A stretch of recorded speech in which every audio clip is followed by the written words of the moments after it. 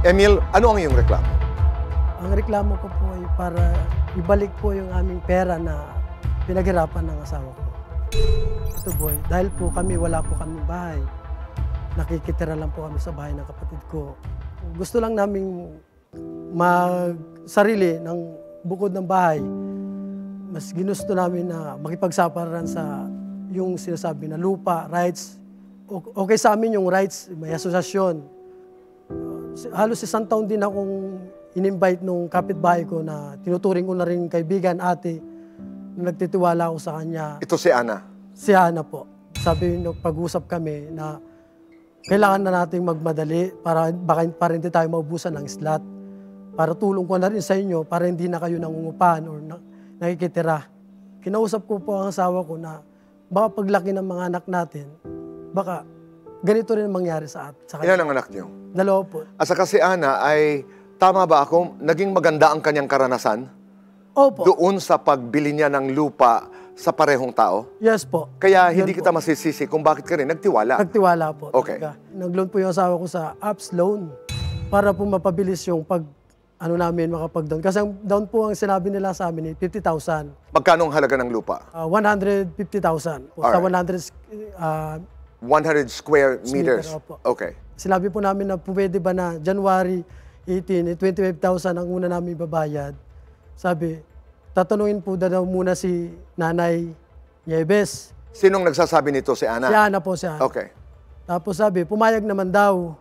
Kaya po nung January 18, tinignan na namin yung lote. Bago kami nagbayad, tinuro talaga, yun talaga yung lote na Itinuro nino? ni Joanne at saka ni Ana po. Sino si Joanna? Yung Joanne po, yung parang kamag-anak din po nila. Okay. Sige. Yung araw na po ng January 18, nagpunta namin doon. Nag-down na po kami ng 25,000. Tapos, yung araw na rin na yun, nagsabi sa amin na pinalalanan kami na kailangan mabuo namin yung kabuuan ng 50,000 na down payment bago kami makapagpatayo kahit man lang kubo. Ngayon po, sabi namin, hindi pa namin kaya, baka siguro by March na.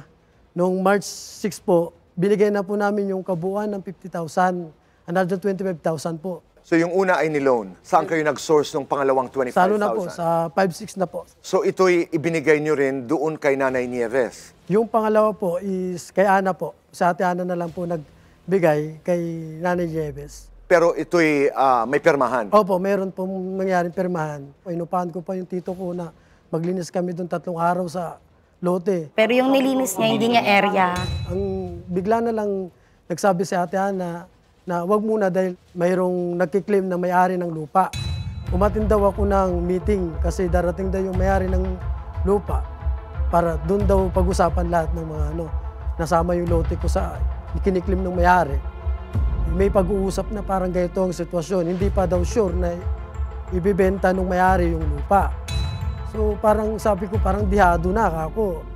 Parang nagbayad kami ng 50,000 tapos wala pang isang buwan o kaya linggo pa lang, wala na yung wala na yung pera namin na inutang. Nung sinabi, puntahan lahat ng lote na nandoon na nakabili, pinuntahan namin yung lote. Tapos yung lote na tinuro sa amin, pangatlo na kaming pinagbentahan. Yung isa kasama ko doon, yun yung sabi ko, ito yung lupa namin. Hindi, amin yan. Sabi, hindi, lupa, yan yung nilinisan namin 3 araw nga kami. Hindi nga, ito yung binayaran ko na halagang 30% niya. Parang gano'n siya sabi yung isang panig.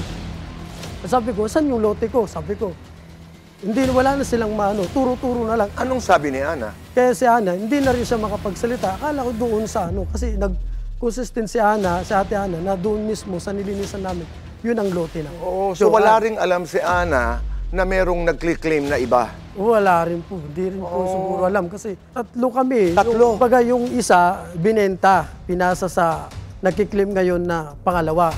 Bali ako yung pangatlo. Kinabahan na ako na saan na mapupunta yung pera namin. Sa akin naman, pera. Oo, pero yung tiwala ng asawa ko sa akin dahil ako nagpumilit. Sinasabihan ako ng asawa ko na pag humingi ako ng counting na pang negosyo, may scam ka na naman. Wala nang tiwala sa akin ng asawa ko, Tito Boy. nahirapan na ako mag-decision sa sarili ko. Gusto kong makatulong sa kanya dahil unang-una, hindi naman ako pwedeng mag-stable sa trabaho na tuloy-tuloy dahil ako po nag-aalaga sa dalawa kong malilit na bata. At kung mayroon naman akong on-call kung saan-saan ko, iniiwan yung mga anak ko. Kaya nga sabi ko, pinaghirapan ang asawa ko, kailangan ko may balik. Kahit mala yung tiwala ba. Kaya nagpursige akong lumapit sa inyo, mabawi yung pera, tapos yung tiwala ng asawa ko sa akin, may balik lang. Oo. Yung tiwala lang ng asawa ko yung gusto kong makuha. Kaya pinipilit kong mabawi ang pera na para sa kanya, na para sa amin, na para sa mga anak namin. Sorry. Yun lang naman, Tito Boy. Hindi, wala na akong, labas na ako sa problema nila. Ang problema ko, yung dapat ko ayusin yung pamilya ko. Kasi may gusto akong negosyo, hindi na namin maano dahil ultimo, asawa ko, wala nang tuwala. Dahil lagi niya iniisip, negative dahil ako po, nagpaparis ako, nagninegosyo ako nung araw. Nag-pandemic lang po, kaya medyo na-stop yung parisan ko. Oo, lumapit na ba kayo sa barangay? May nilapitan na ba Meron kayo? po, nung July ang unang hearing namin, inasyuhan kami agad ng CFA dahil wala na daw silang sa pera namin. Hindi na daw nila alam kung may babalik pa. Kaya sabi nung lupon sa amin, iakyat na lang. Harapin naman daw nila sabi sa amin. Sinong sila? Sila Nieves, sila Ronila. Dahil sa kanila napunta yung pera. Opo.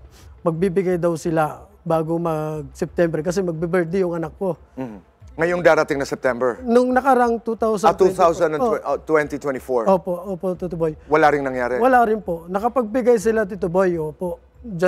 November, December po yata. Magkano? 5,000. Pero ang sabi sa asawa ko, sana makapagbigay sila ng January. Yun ang sabi nila. Nagantay kami, Tito Boy, wala na.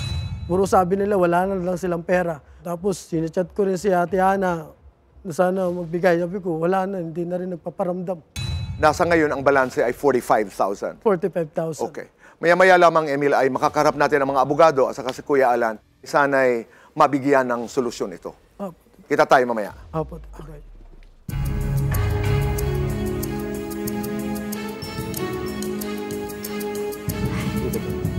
Si Ate Nila, pamilya ho nila yung caretaker ng lupa. Nagkaroon po sila ng problema sa pera, kaya napag-isipan po nilang pamilya na magbenta ng rights nung tinutuluyan nila dun sa lupa na naalagaan nila. Ito na yung ibinenta kina Emil. Nagkaroon lang po ng problema nung may lumitaw po na ahente na magbebenta po ng lupa na may rights. Kasi mali raw po yung naituro na lupa na binibili ni Sir Emil. Yung presyo na binibigay nila madam, nila Ate Nila, ay iba dun sa presyong binigay ni Ana.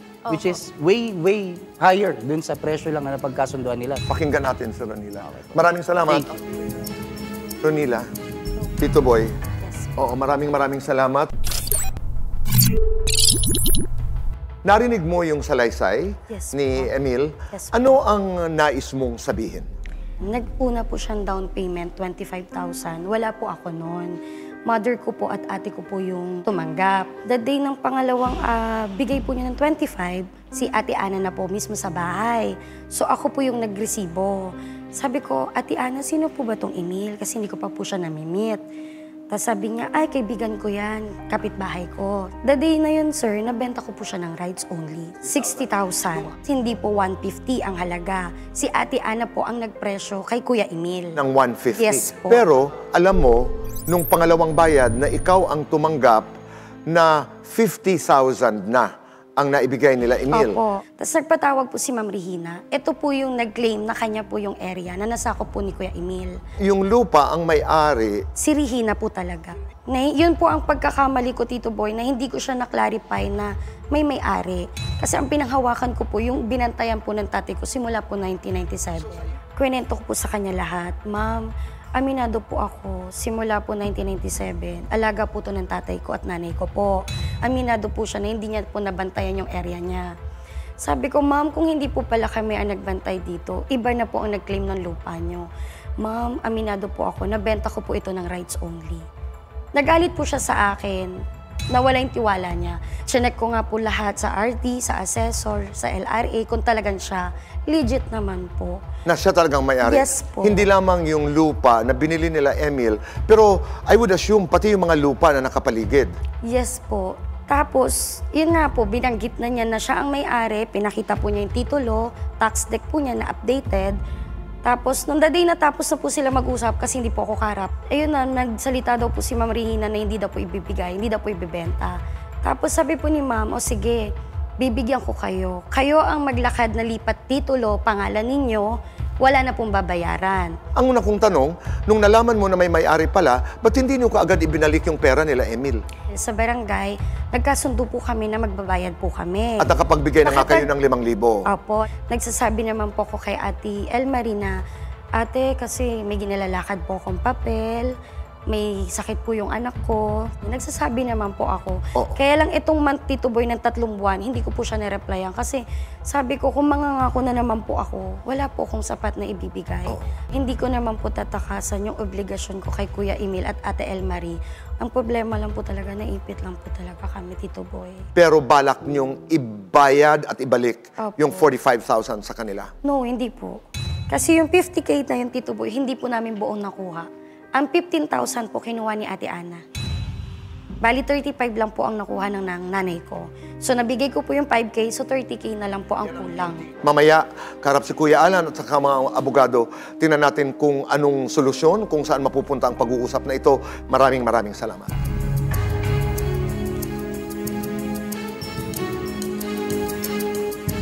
Tito Boy, napakaliwanag ng sinasabi ni Kuya Emil na hindi siya naniniwala sa mga sinasabi ni Ate Nila. Yung pera, supposed to be, dapat na ibabayad sa kanya ng regular, pero hindi na ibabayad just because may mga ganito ganyan. Pero may kabuhayan pala.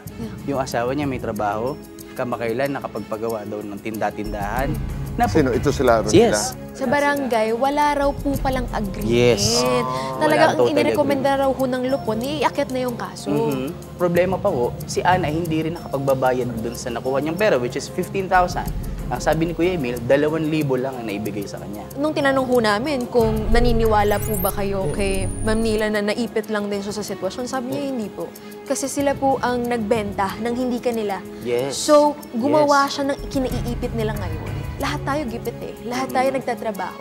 Pero hindi yun daan para gumawa Hindi tayo ng excuse. mali.